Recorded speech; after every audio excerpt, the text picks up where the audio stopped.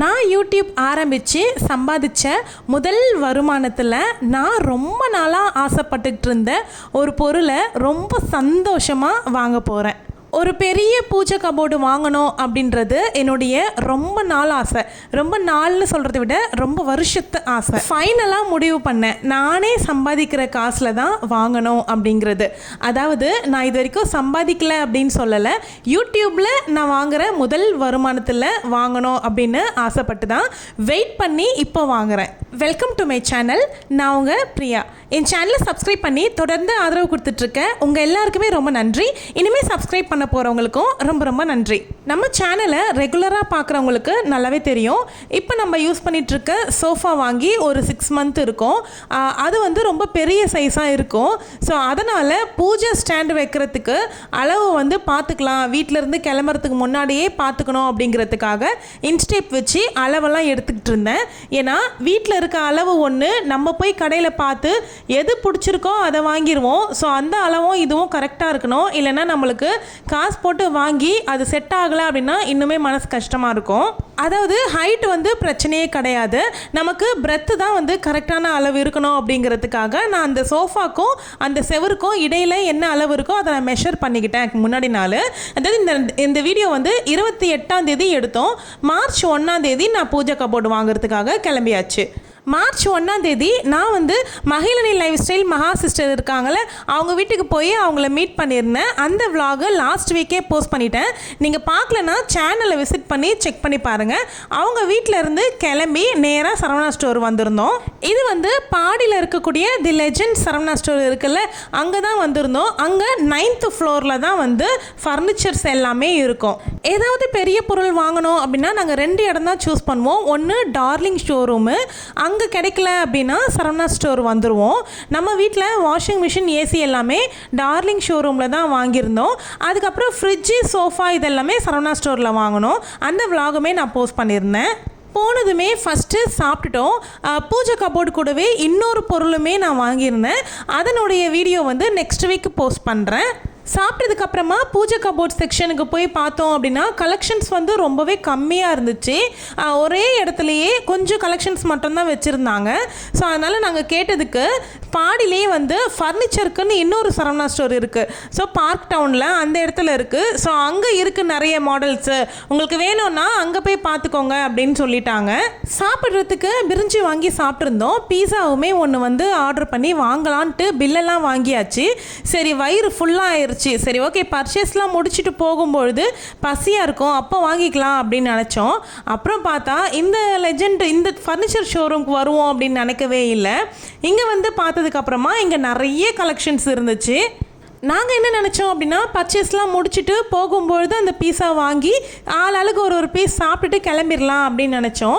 ஆனால் இந்த ஷோரூம் வந்துட்டோம் அப்படிங்கிறதுனால நான் வாங்க வேண்டிய 2 பொருளுமே இந்த ஷோரூம்லேயே வாங்கிட்டதுனால ஒரு பொருளை கையிலேயே கொண்டு வந்துடுற சுச்சுவேஷன் ஆயிடுச்சு.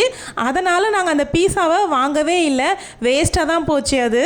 இப்போ பார்த்துட்ருக்கேன்ல, எங்களுக்கு வந்து இந்த மாடல் ரொம்பவே பிடிச்சிருந்துச்சு. எனக்கும் சரி ஹஸ்பண்ட்க்கும் சரி இந்த மாடல் ரொம்ப பிடிச்சிருந்துச்சு. ஆனால் அதில் நிறைய மைன்யூட்டான டிசைன்ஸ்லாம் இருக்குன்றதுனால நிறைய டஸ்ட் எல்லாம் போய் அடைஞ்சிரும். கொஞ்ச நாள் ஆச்சு அப்படின்னா அந்த டஸ்ட் எல்லாமே க்ளீன் பண்ண முடியாமல் அப்படியே கரை படிஞ்ச மாதிரி ஆகிரும். அப்படிங்கிறதுனால நாங்கள் அதை வந்து சூஸ் பண்ணவே இல்லை. நான் தான் வந்து கையில் வந்து இன்ஸ்டேப்போடையே சுற்றிட்டுருக்கேன் பாருங்கள். நிறைய டிசைன்ஸ் இருந்துச்சுங்க. இந்த முருகர் ஃபோட்டோ போட்ட மாதிரி, விநாயகர் ஃபோட்டோ போட்ட மாதிரிலாம் வந்து மிரர்லேயே வச்சு வந்துருந்துச்சு. ரொம்ப அழகாக இருந்துச்சு, எனக்கு ரொம்பவே பிடிச்சிருந்தது. ஆனால் அதெல்லாம் நான் வாங்கினேன்னா என் பசங்க கிட்ட நான் அடக்காத்து தூங்காமல் நான் அதுக்கிட்டேயே உட்காந்துருக்கணும். 2 பேருமா சேர்ந்து எப்போ எதை தூக்கி அடித்து விளையாடுவாங்கன்னே சொல்ல முடியாது. நான் அந்த டிவியவே வந்து எவ்வளோ பந்தோபஸ்தாக பாதுகாத்துட்டு வரேன் அப்படின்னு எனக்கு தான் தெரியும். அதுலேயே இது பூஜை கபோர்டில் வேறு மிரராக, அப்புறம் எதனா ஒன்றுனா நமக்கு மனசு கஷ்டமாகிரும். அப்படிங்கிறதுனால அந்த மாடல்லாம் எதுவுமே சூஸ் பண்ணவே இல்லை. எனக்கு நல்லா ஹைட்டாக வாங்கணும் அப்படின்னு தான் ரொம்ப ஆசை. கிட்டத்தட்ட ஒரு 3 வருஷமாக நான் வந்து பிரம்ம முகூர்த்த பூஜை வந்து செஞ்சுக்கிட்டு இருக்கேன். ஸோ இந்த 3 வருஷத்துக்கு முன்னாடியிலேருந்தே எனக்கு வந்து பூஜை ஸ்டாண்டு மாற்றணும் அப்படின்ற மைண்ட் செட் வந்து வந்துருச்சு. ஆனால் நான் வந்து வேலைக்கு போயிட்டு இருந்தேன். ஸோ என்னால் வந்து மெயின்டைன் பண்ண முடியாது அப்படிங்கிறதுனால நான் வந்து வாங்காமையே இருந்தேன். இப்போ 1.5 வருஷமாக தான் நான் வேலைக்கு போகாமல் வீட்டில் இருக்கிறதுனால அந்த ஆசை வந்து இன்னுமே கூடிருச்சு. நான் தினமுமே அடிக்கடி பூஜை பண்ணுறேன் அப்படிங்கிறதுனால வாங்கணும் அப்படிங்கிற மைண்ட் செட்டு ரொம்ப அதிகமாகிருச்சு. நான் ஆஃபீஸ்க்கு போயிட்டு இருக்கும்போதே தான் யூடியூப் சேனல்லாம் ஆரம்பிச்சிட்டேன். அதுக்கப்புறமா ரன் பண்ணிக்கிட்டே இருக்கும்பொழுது தான் நான் ஆஃபீஸ் ஒர்க்குமே விடுற மாதிரி சுச்சுவேஷன் வந்துச்சு. அதுக்கப்புறமா ஒரு பெரிய செலவெல்லாம் பண்ணணும் அப்படின்னாவே ரொம்ப யோசித்து பண்ணுற மாதிரி சூழ்நிலையாக தான் இருந்துச்சு. ஸோ அப்போ தான் நினச்சேன், நம்மளுடைய ஏர்னிங்ஸில் நம்ம ஆசைப்படுற ஒரு விஷயத்தை வாங்கணும் அப்படின்னும்பொழுது நம்ம யாருக்கும் எந்த பதிலும் சொல்ல வேண்டியது கிடையாது. அப்படி நினச்சி ரொம்ப வெயிட் பண்ணி ரொம்ப ஆர்வத்தோடு வந்து வாங்கின பொருள் தான் இது. அதே மாதிரி என்னுடைய உழைப்புக்கேற்ற ஊதியமாக எனக்கு யூடியூப்லேருந்துமே ஒரு சேலரி வந்து எனக்கு க்ரெடிட் ஆச்சு. ஸோ அந்த சேலரியில் ஃபஸ்ட்டு எக்ஸ்பென்சஸாக நான் வந்து பூஜை கபோர்டு வாங்கணும் அப்படிங்கிற முடிவு சேலரி வர்றதுக்கு முன்னாடியே முடிவு பண்ணது தான். ஸோ அது வந்ததுக்கு அப்புறமாவும் என்னுடைய முடிவில் எந்த மாற்றமுமே கிடையாது. என்னுடைய வருமானத்தில் வாங்கின முதல் பொருள், அதுலேயும் பூஜை கபோர்டுன்னும் பொழுது எனக்கு மனசுக்கு அவ்வளோ நிறைவாக சந்தோஷமாக இருந்துச்சு. நான் மாதம் 25,000 சம்பாதிச்ச அப்போ கூட எனக்காக நான் அதிகமாக செலவு பண்ணிப்பேனா அப்படின்னு கேட்டிங்கன்னா கண்டிப்பாக கிடையாது. எனக்காக இது ஆசை அது ஆசை அப்படின்னு நான் எதுவுமே பெருசாக விருப்பப்படவே மாட்டேன், அதை வாங்கிக்கவும் மாட்டேன். என்னுடைய யூடியூப்பில் வரக்கூடிய முதல் சம்பளத்தில் நான் இந்த பொருள் தான் வாங்க போகிறேன் அப்படின்னு ஹஸ்பண்ட் கிட்ட சொல்லும் போதும் சரி, நான் பசங்கக்கிட்ட ஷேர் பண்ணிக்கும் போதும் சரி அவ்வளோ சந்தோஷப்பட்டாங்க. எனக்கு எந்த தடையுமே சொல்லலை. இது ஏன் இப்போ நீ இதை செலவு பண்ண போகிற, இருக்கிறதே போதுமே அப்படின்லாம் எதுவுமே சொல்லவே இல்லை. உன் விருப்பப்படி நீ வாங்கிக்கோ, உனக்கு அதுதான் சந்தோஷம் அப்படின்னா நீ அதை செய்துக்கோ அப்படின்னு தான் சொன்னாங்க. ஸோ இதுக்கு முன்னாடி நான் வச்சுருந்த பூஜை ஸ்டாண்டு பார்த்தீங்க அப்படின்னா அது வாங்கி ஒரு 16 வருஷம் இருக்கும். என்னுடைய பழைய பூஜை கபோர்டு வந்து அப்போ வாங்கும்பொழுதே வந்து 3,400 ரூபாய் கொடுத்து தான் வாங்கியிருந்தோம். அது ரொம்பவே நல்லா இருந்துச்சு, ரொம்ப வருஷத்துக்கு இருந்துச்சு.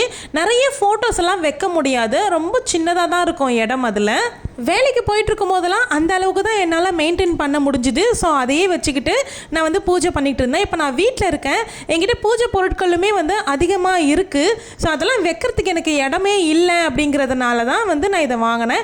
இப்போ பார்த்துட்ருக்கேன் பார்த்தீங்களா, இந்த பூஜை கபோர்டு எனக்கு ரொம்ப ரொம்ப பிடிச்சிருந்துச்சு. நான் ஃபஸ்ட்டு அதனுடைய விலையை பார்க்கல, இது ரொம்ப நல்லா இருக்குல்ல இதையே வாங்கிக்கலாம் அப்படின்ற மைண்ட் செட்டுக்கு வந்தாச்சு. அதுக்கப்புறமா வந்து விலையை பார்த்ததுக்கப்புறமா தான் அப்படியே தலை சுற்றுற மாதிரி ஆயிடுச்சு. ஐயோ இதெல்லாம் நமக்கு சரிப்பட்டு வராது அப்படின்னு சொல்லிட்டு வேண்டாம் அப்படின்னு சொல்லிட்டு வந்தாச்சு. இங்கே வந்து 1,500 ரூபாயில இருந்து 49,000 ரூபாய் வரைக்கும் பூஜை கபோர்டு அவைலபிள் இருக்குங்க. எல்லா சைஸ்லேயும் இருக்குது. எனக்கு வந்து தனித்தனியாலாம் வீடியோ எடுக்க முடியல, ஏன்னா அங்கே வந்து ஸ்டாஃப்ஸ் எல்லாமே கொஞ்சம் அலோவ் பண்ணல.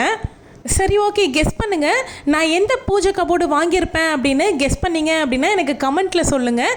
நான் எது வாங்கினேன் அப்படிங்கிறத நாளைக்கு வீடியோவில் உங்களுக்கு காமிக்கிறேன்.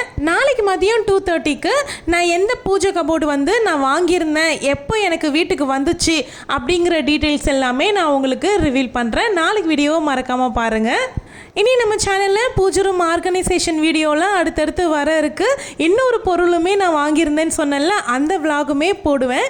ஸோ சேனலை புதுசாக பார்க்குறீங்க அப்படின்னா கண்டிப்பாக சப்ஸ்கிரைப் பண்ணிக்கோங்க. இந்த வீடியோ பிடிச்சிருந்தா லைக் பண்ணி ஹைப் கொடுங்க. கமெண்ட் பண்ணுறதுக்கு மறந்துடாதீங்க. தேங்க்யூ.